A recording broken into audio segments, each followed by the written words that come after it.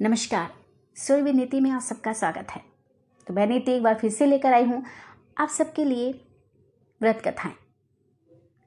तो आज की व्रत कथा जो है वो है भगवान बृहस्पति की व्रत कथा।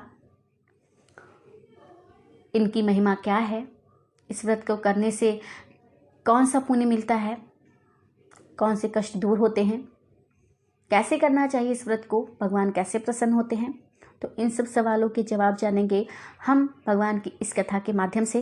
तो आइए सुनते हैं मेरे साथ, यानी आपकी अपनी नीति के साथ। देवगुरु बृहस्पति को बुद्धि और शिक्षा का कारक माना जाता है। गुरुवार को बृहस्पति देव की पूजा करने से धन, विद्या, मान, सम्मान, प्रतिष्ठा और कई अन्य मनोवांछित फल की प्राप्ति होती है। धार्मिक ग्रंथों के अनुसार गुरुवार को भगवान बृहस्पति की पूजा का विधान है। गुरुवार के दिन व्रत और कथा सुनने से घर परिवार में सुख समृद्धि बनी रहती है। ये व्रत गुरुवार के दिन यानी वीरवार के दिन किया जाता है। इस दिन भगवान बृहस्पति की पूजा की जाती है। इस दिन केले की जड़ की विधि विधान से पूजा की जाती है और उन्हीं के सामने भगवान बृहस्पति की जो भी प्रतिमा है, मूर्ति है, उसको रखकर उसकी भी पूजा विधि विधान से करके उस भगवान की आराधना की जाती है।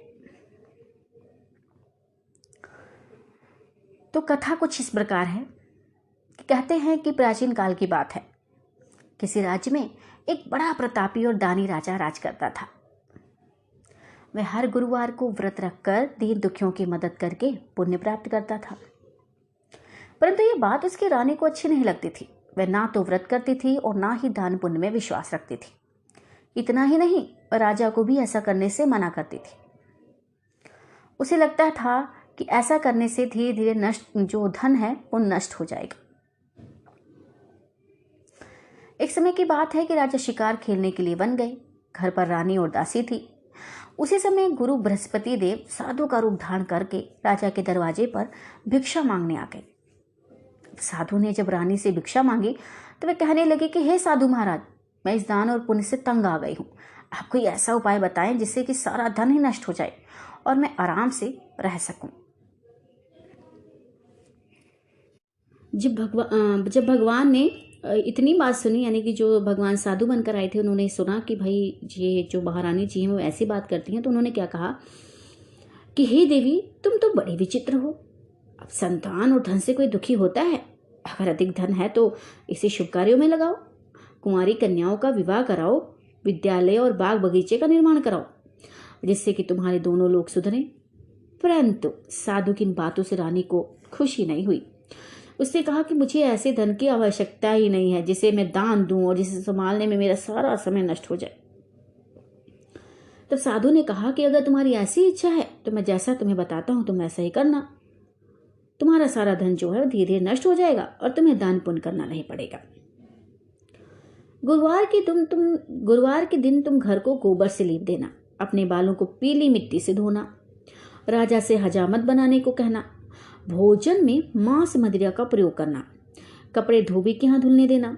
इस प्रकार 7 बृहस्पतिवार करने से तुम्हारा समस्त धन नष्ट ना हो जाए तो मैं अपने साधु ही छोड़ दूंगा। इतना कहकर जो है साधु महात्मा जो है अंतर्ध्यान हो गए। साधु के अनुसार कई बातों को पूरा करते हुए रानी को केवल 3 बृहस्पतिवार ही बीते थे कि उसकी समस्त धन संपत्ति नष्ट हो गई। भोजन के लिए राजा का परिवार तरसने लगा। तब एक दिन राजा ने रानी से बोला कि हे रानी, तुम यहीं रहो, मैं दूसरे देश को जाता हूँ, क्योंकि यहाँ पर सभी लोग मुझे जानते हैं, इसलिए मैं कोई छोटा कार्य नहीं कर सकता। ऐसा कहकर राजा दूसरे देश चला गया। वहां वह जंगल से लकड़ी काट कर लाता और शहर में बेचता। इस तरह वह अपना जीवन व्यतीत करने लगा। इधर राजा के परदेश जाते ही रानी और दासी दुखी रहने लगी। एक बार जब रानी और दासी को 7 दिन तक भोजन के बिना रहना पड़ा तो रानी ने अपनी दासी से कहा कि हे दासी, पास ही के नगर में मेरी बहन रहती है, वह बड़ी धनवान है, तो उसके पास जा और कुछ ले आ ताकि थोड़ी देर कुछ गुजर बसर हो जाए। दासी जो है रानी की बहन के पास गई। उस दिन गुरुवार था और रानी की बहन उस समय बृहस्पतिवार व्रत की कथा सुन रही थी। दासी ने रानी की बहन को अपनी रानी का संदेश दिया, लेकिन रानी की बड़ी बहन ने कोई उत्तर नहीं दिया। जब दासी को रानी की बहन से कोई उत्तर नहीं मिला तो वह बहुत दुखी हुई और उसे क्रोध भी आया। दासी ने वापस आकर रानी को सारी बात बता दी। अब ये सुनकर रानी ने अपने भाग्य को कोसा। उधर रानी की बहन ने सोचा कि मेरी बहन की दासी आई थी, परंतु मैं उससे नहीं बोली, इससे वह बहुत दुखी हुई होगी। कथा सुनकर और पूजा समाप्त करके वे अपनी बहन के घर आई और कहने लगी कि हे बहन, मैं बृहस्पतिवार का व्रत कर रही थी, तुम्हारी दासी मेरे घर आई थी, परंतु जब तक कथा होती है तब तक ना तो उठते हैं और ना ही बोलते हैं, इसलिए मैं नहीं बोली। बताओ दासी, क्यों आई थी? रानी बोली, बहन तुमसे क्या छिपाऊं, हमारे घर में खाने तक को अनाज नहीं है। ऐसा कहते कहते रानी की आंखें भर आई। उसने दासी समेत पिछले 7 दिनों से भूखे रहने की पूरी बात अपनी बहन को बता दी। रानी की बहन बोली कि देखो बहन, भगवान बृहस्पति देव सबकी मनोकामना को पूर्ण रखते हैं। देखो, शायद तुम्हारे घर में भी अनाज रखा हो। पहले तो रानी को विश्वास नहीं हुआ, पर बहन के आग्रह करने पर उसने अपनी दासी को अंदर भेजा तो उसे सचमुच अनाज से भरा एक घड़ा मिल गया। ये देखकर दासी को बड़ी हैरानी हुई। दासी रानी से कहने लगी कि हे रानी, जब हमको भोजन नहीं मिलता तो हम व्रत ही तो करते हैं, इसलिए क्यों ना इनसे व्रत और कथा की विधि पूछ ली जाए ताकि हम भी व्रत कर सकें। तब रानी ने अपनी बहन से बृहस्पतिवार व्रत के बारे में पूछा। उसकी बहन ने बताया कि बृहस्पतिवार के व्रत में चने की दाल और मुनक्का केले की जड़ में अर्पित करें तथा दीपक जलाएं। व्रत कथा सुने और पीला भोजन ही करें, इससे बृहस्पति देव और भगवान विष्णु प्रसन्न होते हैं। व्रत और पूजा की विधि बताकर रानी की बहन अपने घर को लौट गई। 7 दिन के बाद जब गुरुवार आया तो रानी और दासी ने व्रत रखा। वे घुड़साल में जाकर चना और गुड़ लेकर आई, फिर उससे केले की जड़ तथा विष्णु भगवान की पूजा की। अब पीला भोजन की चिंता को लेकर दोनों बहुत दुखी हुई, क्योंकि उन्होंने व्रत रखा था, इसलिए बृहस्पति देव उनसे प्रसन्न थे। वे एक साधारण व्यक्ति का रूप धारण कर 2 थालों में पीला भोजन दासी को दे गए। भोजन पाकर दासी प्रसन्न हुई और फिर रानी के साथ मिलकर भोजन ग्रहण किया। उसके बाद वे सभी गुरुवार को व्रत और पूजा करने लगे। बृहस्पति देव की कृपा से उनके पास फिर से धन संपत्ति आ गई, परंतु रानी फिर से पहले की तरह आलस्य करने लगी। तब दासी बोली, देखो रानी, तुम पहले भी इसी प्रकार आलस्य करती थी, तुमने धन रखने में कष्ट होता था, इस कारण सभी धन नष्ट हो गया, और अब जब देव बृहस्पति की कृपा से धन मिला है तो तुम्हें फिर से आलस्य होने लगा है।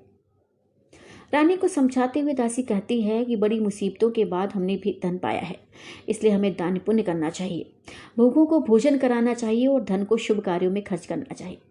इससे तुम्हारे कुल का यश बढ़ेगा, स्वर्ग की प्राप्ति होगी, पितृ जो हैं वो प्रसन्न होंगे।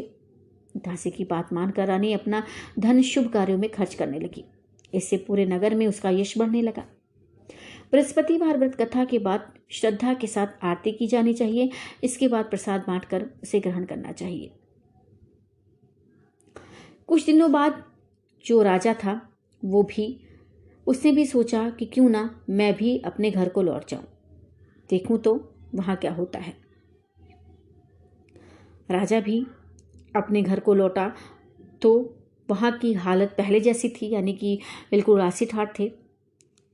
तो उसने रानी से पूछा कि ये सब कैसे संभव हुआ, कब हुआ, कैसे हुआ।